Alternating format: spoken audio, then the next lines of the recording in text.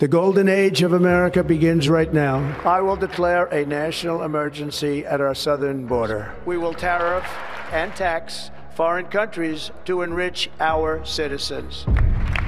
Donald Trump White House में वापस आ चुके हैं as America 47th president. Typical Trump style में अपने ही शपथ ग्रहण समारोह को उन्होंने अमेरिका का लिबरेशन डे डिक्लेयर कर दिया, यानी अमेरिका की असली आजादी 2025 में हुई है। एक फकीरी तो ट्रंप जी में भी है।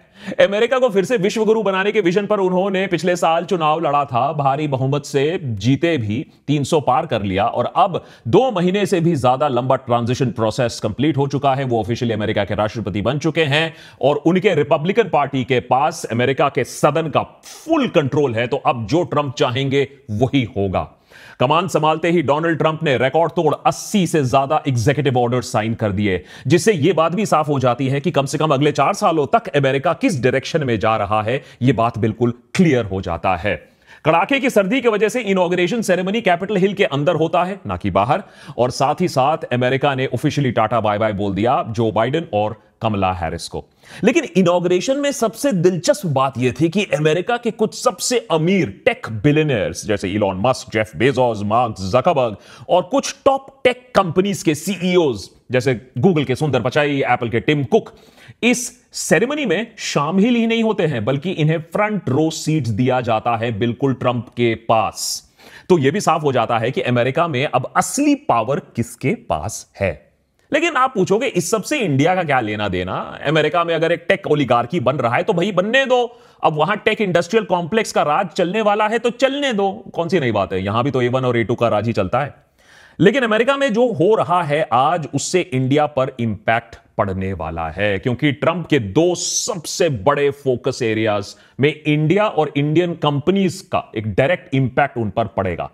सवाल यह रहेगा कि मोदी सरकार 3.0 ट्रंप सरकार 2.0 को कैसे हैंडल करेगी, कैसे डील करेगी। और यहां बात इनॉग्रेशन में न्योता ना मिलने की नहीं हो रही है, बात उससे काफी ज्यादा गहरी है। उसको समझने के लिए पहले देखना पड़ेगा कि ट्रंप का हाव भाव पिछले बार से इस बार कैसे बदल रहा है और क्या भारत ट्रंप को एक दोस्त, एक एलाय मान भी सकता है। अपने दूसरे कार्यकाल के पहले ही दिन ट्रंप ने कई एग्जीक्यूटिव ऑर्डर्स पर हस्ताक्षर कर दिए, जिसमें कुछ काफी कंट्रोवर्शियल भी हैं। सबसे पहले डोनाल्ड ट्रंप ने यूएस मेक्सिको बॉर्डर पर एक नेशनल इमरजेंसी डिक्लेयर कर दिया है, राष्ट्रीय आपातकाल। ट्रंप के अनुसार यह स्टेप लेना बहुत जरूरी था इमिग्रेशन क्राइसिस से निपटने के लिए। इसके साथ ही हजारों की संख्या में सोल्जर्स को सदर्न बॉर्डर पर भेज दिया गया है टू इंश्योर कि भैया वहां से अब कोई इलीगल इमिग्रेंट देश के अंदर ना आ पाए। साथ ही साथ रेफ्यूजी रीसेटलमेंट प्रोसेस पर 3 महीने के लिए एक रोक लगा दी गई है। ट्रंप ने सदर्न बॉर्डर पर टेम्पररी और परमानेंट फिजिकल बैरियर्स बनाने के भी ऑर्डर्स इशू कर दिए हैं। अपने दूसरे बड़े डिसीजन में ट्रंप ने अपने क्लेमेंसी पावर्स का इस्तेमाल करते हुए जनवरी 6, 2021 पर जो कैपिटल हिल में जो दंगे हुए थे, जो राइट्स हुआ था, उसमें शामिल 1500 से भी ज्यादा लोगों को पार्डन कर दिया है। अब इसमें सिर्फ माफी ही नहीं दी गई है, साथ ही साथ 450 से ज्यादा ऐसे केसेस को डिसमिस कर दिया गया है। इनमें वो लोग भी हैं, वो लोग शामिल हैं जिन्होंने पुलिस ऑफिसर्स पर असॉल्ट किया था, उन पर गोलियां चलाई थी। ऐसे लोग जो कन्विक्टेड फेलेंस हो चुके थे, उनके लिए भी माफीनामा दे दिया गया है। तीसरे बड़े डिसीजन में डोनाल्ड ट्रंप ने कहा है कि यूएस गवर्नमेंट अब उन बच्चों का सिटीजनशिप रिकॉग्नाइज ही नहीं करेगी जिनके पेरेंट्स इलीगल इमिग्रेंट्स हो। यह ऑर्डर उन बच्चों के भी बर्थ राइट सिटीजनशिप को मान्य नहीं मानेगा जिनके parents temporary work visa, student visa या टूरिस्ट वीजा पर यूएस आए हो। इस एक फैसले से लाखों भारतीय H1B होल्डर्स जो यूएस में आज हैं, उनके बच्चों पर काफी ज्यादा इंपैक्ट पड़ता है, उनके फैमिलीज पर काफी ज्यादा इंपैक्ट पड़ता है। कहा जाता है कि यह ऑर्डर कोर्ट में होल्ड नहीं करेगा, अभी उसको भी डिस्कस करते हैं देशभक्त पर। अपने अगले बड़े डिसीजन में डोनाल्ड ट्रंप ने एक एग्जीक्यूटिव ऑर्डर भी साइन किया है, जिसके तहत टिकटॉक पर लगे सुप्रीम कोर्ट बैन का एग्जीक्यूशन 75 दिनों तक टाल दिया गया है, डिले कर दिया गया है। ट्रंप ने एक चाइनीज कंपनी टिकटॉक के लिए इतनी बड़ी राहत क्यों दी, यह भी एक डिबेट का मुद्दा बन चुका है। काफी दिलचस्प इशू है। ट्रंप ने व्हाइट हाउस में वापस आते ही यूएस को एक बार फिर से वर्ल्ड हेल्थ ऑर्गेनाइजेशन WHO से भी विड्रॉ कर लिया है। ट्रंप का कहना है कि WHO पर चाइना का ज्यादा ही इंफ्लुएंस है और ऑर्गेनाइजेशन यूएस के इंटरेस्ट्स के अगेंस्ट काम करती है। यह क्लेम ट्रंप ने कोविड पैंडेमिक के वक्त भी किया था, जब अमेरिका पहले भी एक बार WHO से बाहर निकल चुका है। अब डे 1 पर ही ट्रंप ने टैरिफ को लेकर कोई ऑर्डर पास तो नहीं किया है, लेकिन अपने एक स्पीच में उन्होंने फिर से वार्निंग दी कि 1 फरवरी से मेक्सिको और कनाडा पर टैरिफ्स लागू हो जाएगा। ट्रंप ने अपनी बात मनवाने के लिए टैरिफ्स का इस्तेमाल तो वो करेंगे, इस पर कोई डिबेट नहीं है। और अगर चाइना के साथ साथ इंडिया भी उनके रडार पर आ जाते हैं तो हमें हमारी दिक्कतें काफी ज्यादा बढ़ जाती हैं। इस बार ट्रंप जल्दी में है। 2 साल के बाद कांग्रेस में मेजॉरिटी रहे ना रहे, तो करना है, अभी करना है जो उसे करना है। इसीलिए जरूरी है कि अब हम ट्रंप को थोड़ा सीरियसली लेना शुरू कर दें। उनके शब्द और मीम से ज्यादा उनके एक्शंस, उनके प्लान और उनके ऑफिशियल डिसीजंस पर ध्यान देना होगा और हर सेक्टर में यह देखना होगा कि ट्रंप के एक्शंस इंडिया के लिए कहां फायदा पहुंचा सकते हैं और कहां थोड़ा ज्यादा ही नुकसान कर सकते हैं। ट्रंप का सबसे बड़ा कैंपेन इशू और ट्रंप 2.0 सरकार का सबसे बड़ा एजेंडा रहेगा इमिग्रेशन का इशू।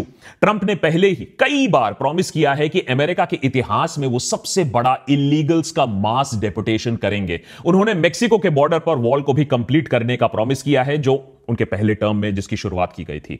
अब सदर्न बॉर्डर पर इमरजेंसी डिक्लेयर करने के साथ साथ ट्रंप ने यह भी बता दिया है कि उनके सेकेंड टर्म का मेन फोकस इमिग्रेशन का मुद्दा रहेगा। उन्होंने पहले अपने कार्यकाल में भी इलीगल इमिग्रेशन को लेकर काफी कुछ काम किया था, लेकिन इस बार वो काम को पूरी तरीके से खत्म करना चाहते हैं। बड़ी बेरहमी से और बहुत ही ब्रूटली ये एक्शन लिया जाएगा। ट्रंप और बाकी रिपब्लिकन्स का भी मानना है कि इलीगल इमिग्रेंट्स की वजह से ही अमेरिका में क्राइम रेट्स में बढ़ोतरी हो रही है। अमेरिका के लोगों के जॉब्स और रिसोर्सेज भी छीने जा रहे हैं। इसीलिए ट्रंप ने नए इमिग्रेंट्स को आने से रोकना, इलीगल जो एग्जिस्टिंग इमिग्रेंट्स है उन्हें वापस भेजना अपनी टॉप प्रायोरिटी बनाकर रखी है।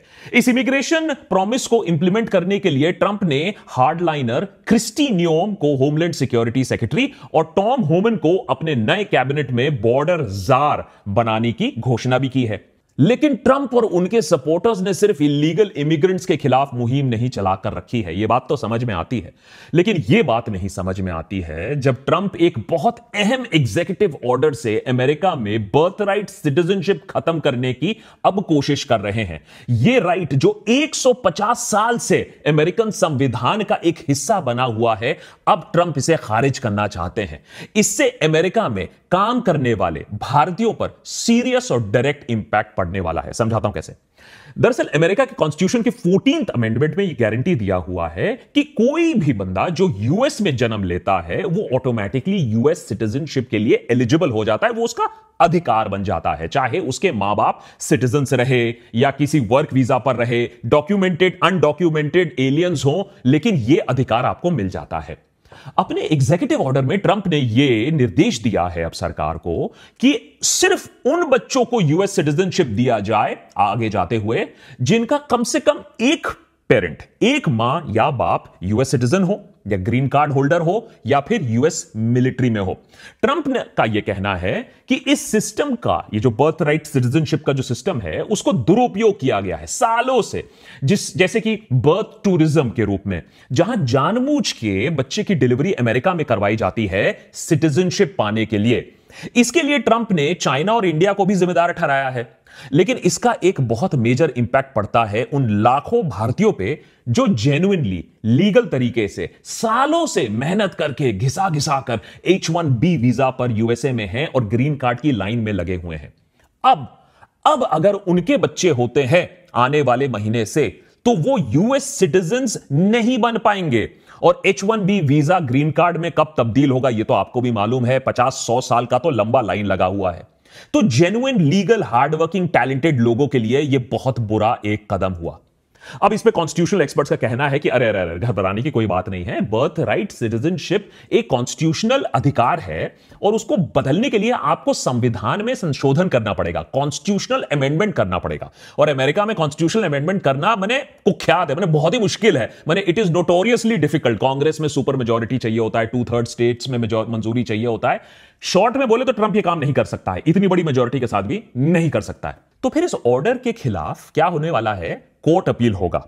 अब ट्रेडिशनली अमेरिका की supreme court birth right citizenship को अपहोल्ड रखती है, लेकिन यह ट्रंप का अमेरिका बन चुका है, कुछ कहा नहीं जा सकता है। और यही आता है पॉलिटिकल सोच। अब सोचिए, अगर कोर्ट्स ने इस मामले में फैसला नहीं किया, मैंने सीधा सीधा रिजेक्शन नहीं किया, थ्रो आउट नहीं किया, तारीख पर तारीख का खेल चलता रहा, मामला घूमता रहा कुछ सालों तक, तब तक ये जो एग्जीक्यूटिव ऑर्डर है ये इंप्लीमेंटेड रहेगा। और शायद ट्रंप का मकसद भी यही है, वो जानता है कि अल्टीमेटली कोर्ट में ये ओवरटर्न हो जाएगा, लेकिन तब तक, जब तक ये एग्जीक्यूटिव ऑर्डर है तब तक मैं लोगों को रोक पाऊंगा। शॉर्ट में, जब तक ये मसला का हल क्लियरली नहीं निकलता है, यूएस में काम करने वाले इंडियंस, खास करके टेम्पररी वीजा पर, H-1B वीजा पर और ऐसे स्टूडेंट वीजा पर ये दिक्कत आने वाली है लोगों को। बर्थ टूरिज्म का तो खैर खात्मा होने वाला है, ग्रीन कार्ड की लाइन पर और भी प्रेशर पड़ने वाला है, इंडियन स्टूडेंट्स के और भी प्रॉब्लम बढ़ने वाले हैं। और उन बच्चों के बारे में सोचिए जो आज ऑलरेडी ग्रीन कार्ड की लाइन में लगे हुए हैं, जिनके पेरेंट्स इमिग्रेंट्स हैं, उनका क्या? वो तो स्टेटलेस रह जाएंगे, ना अमेरिकन सिटीजन बन पाएंगे, और दुनिया में, देश में कभी उन्होंने और कोई सिटीजनशिप देखी भी नहीं है। तो ट्रंप यहां भारत के लिए कोई खास दोस्ती तो नहीं दिखा रहा है, वो अपनी ही सोच रहा है। ट्रंप की जय जय और ट्रंप के तरफ दोस्ती का हाथ बढ़ाने वालों को भी एक बात समझना होगा कि ट्रंप एक रजा हुआ बिजनेसमैन है। उसे धंधा समझ में आता है, उसे मुनाफा दिखता है, उसे अमेरिका और अपनी लेगेसी बनानी है। दोस्ती, भाईचारा तब तक ठीक है भाई, जब तक कोई बड़ा प्रॉफिट उसको दिखे, नहीं तो वो आप में या दुनिया में या दोस्ती में इंटरेस्टेड नहीं है। समझाता हूं कैसे। शॉर्ट में, ट्रंप ने फेडरल एजेंसीज को रिस्ट्रक्चर करने के लिए और ब्यूरोक्रेसी को डिसमेंटल करने के लिए एक बड़ा प्लान बनाया, एक नया डिपार्टमेंट ऑफ गवर्नमेंट एफिशिएंसी, जिसको डोज कहते हैं, उसका गठन किया गया। विवेक रामास्वामी और इलॉन मस्क के अंडर इस डिपार्टमेंट की स्थापना हुई, जिससे फिजूल खर्ची को काटा जा सके। मस्क ने तो $2 ट्रिलियन स्पेंडिंग कट करने तक की बात कर दी कि गवर्नमेंट को कैसे वो स्ट्रीमलाइन करेंगे, एक अच्छे बिजनेस की तरह गवर्नमेंट को कैसे बनाएंगे। अब इसमें कोई डिबेट नहीं है कि अमेरिका की सरकार काफी ब्लोटेड है, लेकिन जब $2 ट्रिलियन के कट्स होंगे तो जरूरतमंद लोगों की भी फंडिंग कटने वाली है, लेकिन ट्रंप को उससे भी कोई फर्क नहीं पड़ने वाला है, उसे बॉटम लाइन से मतलब है। अपनी इनॉग्रल स्पीच में ट्रंप ने इस नए डिपार्टमेंट को हरी झंडी भी दिखा दी, विवेक को अपनी टीम का हिस्सा भी बताया। फिर देखिए खेल, कुछ ही घंटों बाद डोज का पहला दिन, उसमें Vivek Ramaswamy is out of dose. माने अरे आपके 2 फाउंडिंग मेंबर्स हैं, उनमें से आपने एक को निकाल दिया। अब कॉस्ट कटिंग बता लीजिए, 2 टीम लीडर से सिर्फ एक ही टीम लीडर, एक ही मुखिया बाकी रह गया, इलॉन मस्क। क्या मेगा सपोर्टर से पंगा विवेक को भारी पड़ गया, या वो ओहायो गवर्नरशिप के लिए इतने बिजी हो गए कि वो नौकरी से पहले दिन ही रिजाइन दे देते हैं? Very irresponsible. अंदर की स्टोरी क्या है आप खुद ही समझ लीजिए। फैक्ट तो यही है कि ट्रंप को इस सब से कोई फर्क नहीं पड़ता है। 1 घंटे के अंदर अंदर वो किसी को गले भी लगा सकते हैं और फिर आप देखोगे कि उसी के पीठ में छुरा भी भोंक रहे हैं। अब आते हैं सबसे खतरनाक मुद्दे पर। अपने कैंपेन के दौरान ट्रंप ने यह भी कहा कि टैरिफ उनका फेवरेट शब्द है। ट्रंप ने वायदा किया है कि वो सारे इंपोर्ट्स पर 10 से 20% के बीच में टैरिफ लगाएंगे, और चाइना को तो छोड़ेंगे नहीं, चाइना के गुड्स पर 50-60% टैरिफ लगा देंगे। कैंपेन के दौरान वेरी वरिंगली ट्रंप ने यह भी कहा था कि वो इंडिया पर 100% टैरिफ लगाने के मूड में है। वो इंडिया के हाई टैरिफ से बिल्कुल नाखुश हैं और एक करारा जवाब देना चाहते हैं। चुनाव जीतने के बाद ट्रंप ने कनाडा और मेक्सिको स्पेसिफिकली को धमकी दी है कि 25% टैरिफ लगा देंगे अगर यूएस की बात नहीं मानेंगे। यह टैरिफ लगाना ट्रंप के लिए मजबूरी भी हो सकता है। अगर उन्हें मेगा का सपना पूरा करना है, जॉब्स और मैन्युफैक्चरिंग को अमेरिका में वापस लाने हैं, तो थोड़ा सा आपको धमकाना पड़ेगा। लेकिन चाइना के साथ साथ भारत अगर इस टैरिफ वॉर में लिपट जाता है तो हमारी दिक्कतें बढ़ जाएंगी। 2018 में भी ऐसा हुआ था जब यूएस ने इंडियन स्टील और एल्यूमिनियम पर टैरिफ बढ़ा दिया था। इस बार कहा जा रहा है फिर से ऑटोमोबाइल्स, टेक्सटाइल्स, फार्मास्यूटिकल्स पर टैरिफ बढ़ाया जा सकता है। अगर ट्रंप ने अमेरिका फर्स्ट का पत्ता खेलते हुए टैरिफ बार बार बढ़ा दिया और इंडिया के खिलाफ बढ़ा दिया तो हमारी दिक्कतें बढ़ेंगी। हम रिटेलिएट कर सकते हैं, मैं मानता हूं, हम भी टैरिफ बढ़ा सकते हैं, लेकिन हमारी हालत थोड़ी नाजुक है। 80% इंडिया की आईटी एक्सपोर्ट्स उनका जो रेवेन्यू है ना वो सिर्फ यूएसए से आता है। तो अगर यूएसए ने यहां कोई एक्शन ले लिया, अमेरिका हमारा लार्जेस्ट ट्रेडिंग पार्टनर भी है, करीबन $200 बिलियन एनुअल ट्रेड हम करते हैं, तो कोई भी tariff war is not good news for India. Trump अपने दूसरे टर्म में एक फार राइट लीडर के तौर पर सामने आ रहे हैं, जो कि पूरी दुनिया में फार राइट को प्रमोट करते हुए नजर भी आ रहे हैं। सिर्फ 2 जेंडर का रूल ट्रंप ने ऑफिशियली गवर्नमेंट पॉलिसी में ला दिया है। डाइवर्सिटी और इंक्लूजन के मैंडेट्स को ट्रंप ने अब हटा दिया है। क्लाइमेट पर स्टांस क्या है वो बहुत क्लियर है कि भैया पहले बिजनेस बनाओ और बचाओ, क्लाइमेट हम बाद में देखेंगे। तो ट्रंप का जो कोर सपोर्ट बेस है वो इन सब मामलों में ट्रंप के साथ मिला हुआ है। लेकिन इस मेगा क्राउड की आइडियोलॉजीज ट्रंप से भी ज्यादा एक्सट्रीम है और भारत के लिए यह mega crowd is not good news. In fact Trump के रिपब्लिकन पार्टी के अंदर ही इंडियंस के इनफ्लो को भी रोकने के लिए आवाजें काफी तेज हो चुकी हैं पिछले 2 महीनों में। हार्डलाइनर रिपब्लिकन्स चाहते हैं कि यूएस इंडिया को H-1B वीजा देना ही बंद कर दे, जिससे कि high paying tech sector job सिर्फ अमेरिकन के लिए सिक्योर हो जाएं। फिलहाल तो ट्रंप और उनके अजीज दोस्त इलॉन मस्क इस मुद्दे पर इंडिया के साथ खड़े हुए हैं, टैलेंट के साथ खड़े हुए हैं।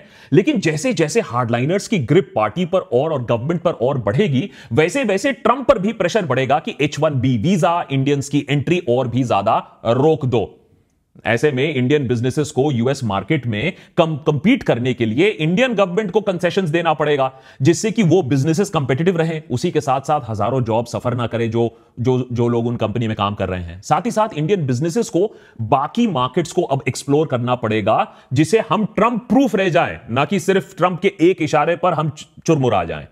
और फाइनली इंडिया को हमेशा ध्यान देना होगा कि ट्रंप एक सेल्फिश बिजनेसमैन की तरह वर्ल्ड स्टेज पर डील कर रहा है।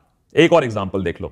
चुनाव जीतते ही वो जी के साथ, चाइना की जी के साथ मिलने और इंटरैक्ट करने के लिए एकदम विचलित हो रहे हैं, बेताब हो रहे हैं। Chinese social media company TikTok, जिसे खुद ट्रंप बैन करना चाहते थे, आज उसे डिफेंड करते हुए नजर आ रहे हैं। उनके सीईओ इनॉग्रेशन सेरेमनी में बैठे हुए हैं, और जबकि उनका कंपनी वहां बैन होने वाला था।